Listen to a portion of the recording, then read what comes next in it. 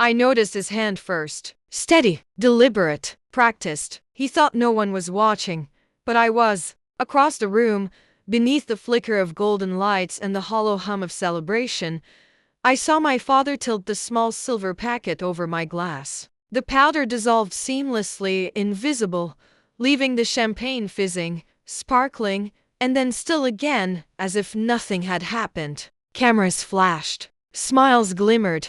My name whispered through the air like pride. And yet, in that single quiet act, his betrayal burned brighter than any applause. I didn't flinch. I didn't blink. I smiled. I had once believed in him. He called me his prodigy, said I had his mind, his drive. When I got into law school, he cried tears he claimed were pride, telling me I'd go farther than he ever did. For a while, I believed him. Then Mom left, and something shifted. He remarried too fast. His new wife brought a daughter, Lena, polished, pretty, polite, the type of girl everyone immediately liked. My father started calling her sweetheart. He stopped calling me anything at all. 81st. It was subtle. Missed calls, skipped visits. Then came the misdirected tuition payments, quietly funneled into Lena's boutique business. The whispered phone calls I wasn't meant to hear. She doesn't need it. She'll manage. I managed. Without them.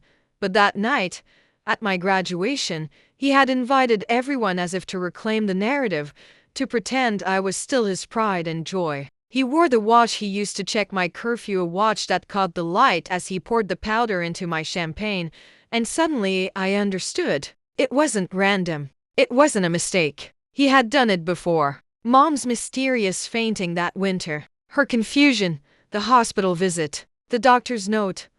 Mild poisoning. Likely sedative. I thought it was stress. That night, I realized it wasn't stress. It had been him. Maybe for control. Maybe to silence. Maybe to protect something that could not withstand the truth.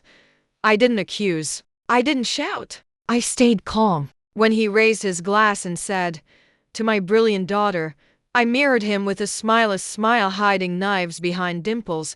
Then I stood. My heels clicked against the marble floor. Every eye turned. I lift my glass. I said, "To those who raise us, and those who reveal themselves."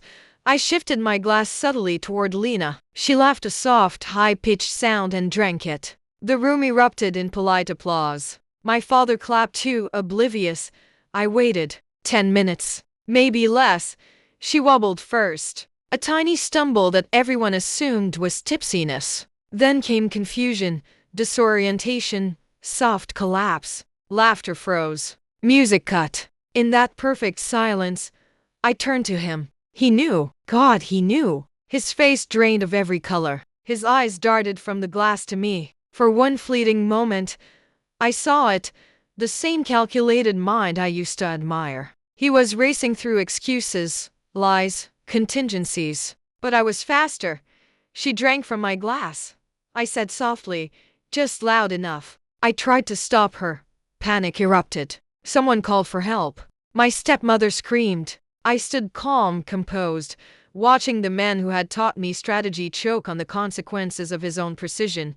The police came. Statements were taken. Toxicology reports confirmed it. Unprescribed sedatives mixed with alcohol. Enough to incapacitate, not kill. Enough to reveal intent, to connect the pattern to my mother's earlier incident.